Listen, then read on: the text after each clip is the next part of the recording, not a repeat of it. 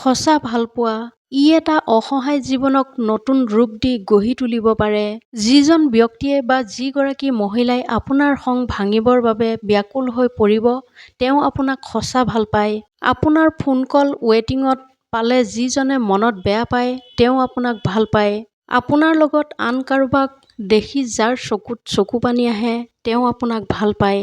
আপোনাৰ কষ্টত যিজনে কষ্ট পায়, তেওঁ আপোনাক ভাল পায়। যিজনে গোটেই দিনটো কাৰণে অকাৰণে আপোনাক বিৰক্ত কৰে, তেওঁ আপোনাক ভাল পায়। আপোনাৰ ভাল লগাবোৰ যিজনৰ ভাল লাগে, তেওঁ আপোনাক ভাল পায়।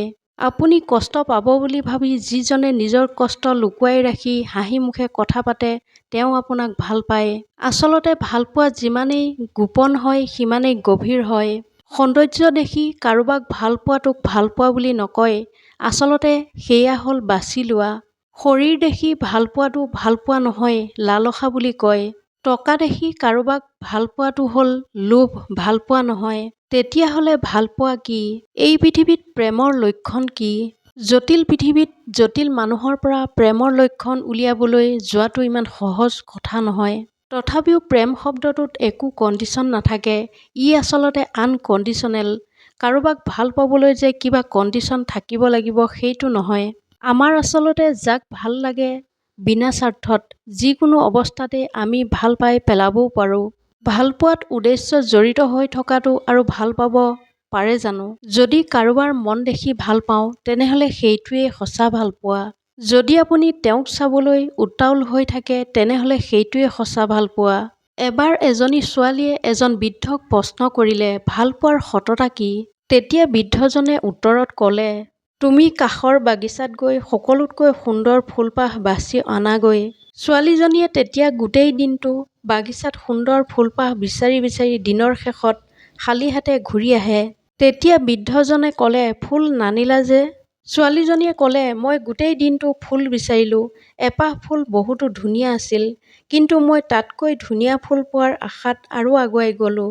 কিন্তু আগত আৰু ফুল নাপালোঁ আৰু পুনৰ আগৰ ফুলপাহ বিচাৰি ঘূৰি আহিলোঁ, কিন্তু তেতিয়া দেখিলোঁ ফুলপাহ আন কোনোবাই লৈ গৈছে।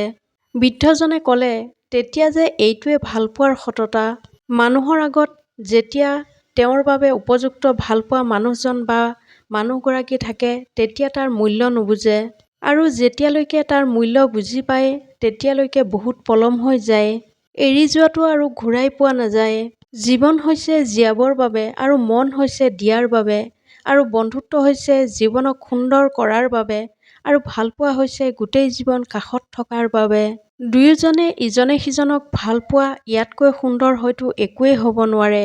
যদি কাৰোবাক ভাল পায়, আজীৱন ভাল পাই থাকক। আজীৱন ভালকৈ ৰাখিবলৈ বা ভালকৈ থাকিবলৈ দিব। সকলো সময়তে ভালপোৱাজনৰ হাতত ধৰি আগুৱাই যোৱাটো অসম্ভৱ কথা, কিন্তু প্ৰতিটো খোজতে কৃতজ্ঞতা আৰু সন্মান বৰ্তাই ৰাখিবলৈ কেতিয়াও নাপাহৰিব।